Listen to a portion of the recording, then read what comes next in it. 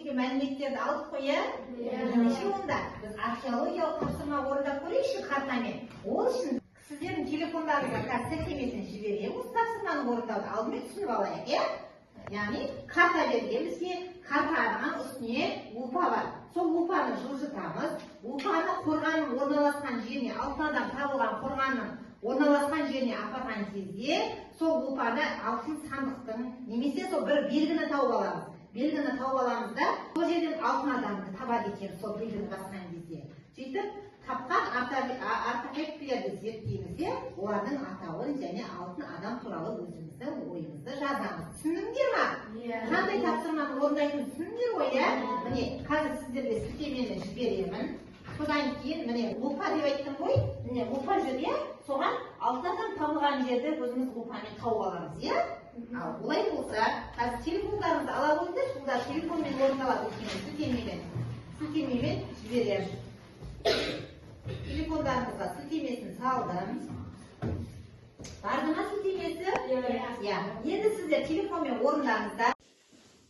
Ал балалар, қане не жазыңыздар, таптыңыздар ма? Иә, не таптың сен, Меша? Алтын адам. Алтын адам. Қай жерден табылыпты? Есік қорғанынан. Есік қорғанынан табылыпты. Таза ғой.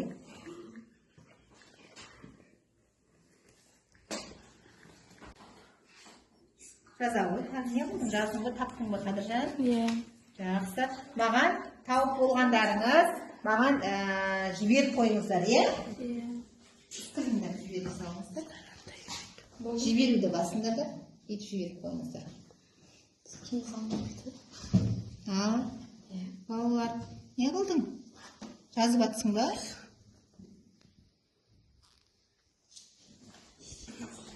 Алтын адам туралы өз ойларыңыз жаза қойыңыздар.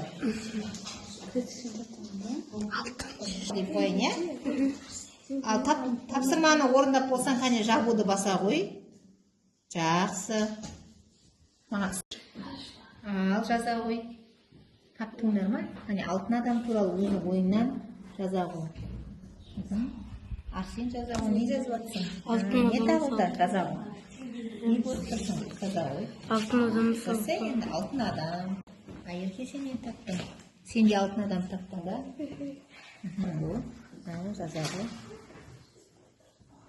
Жабу жазып болғандар, жабуды жібере қойыңдар. Жабуды басып. Бұл алтын адамның өзінің киімі және қару-жарақтар. Содан кейін алтын адам сақ дәуіріндегі табылған, археологиялық. Болғандарыңыз жіберуді басайық, жіберуді баса ғой. Мынау бізде алтын адамның киімі, мынау алтын адамның қару-жарағы ақинақ деп аталады. Ал мынау аң стиліндегі жапсырма. Алтын адам туралы өздеріңіз жазыңыз. Алтын адамның киімі көптеген алтындардан және суретімен ерекше. Оның бойы 1,70-1,80 метр болған. Бұл алтын адамды Алматы қаласының маңындағы есік обасынан табылған. Жақсы. Ал орындап болсақ, қане жабуды басамыз. Жақсы балалар. Балалар, сіздерге картамен жұмыс істеген, археологиялық зерттеу картасымен жұмыс істеген қалай болды? Ұнады ма сіздерге?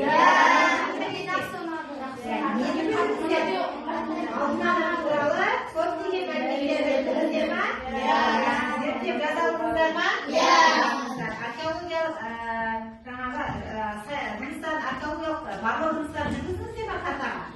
Жақсы балалар, олай болса, сіздер де үйде осылай тапсырманы құрастырып үйреніп келіңіздер. Жарай ма? Сау болыңыздар.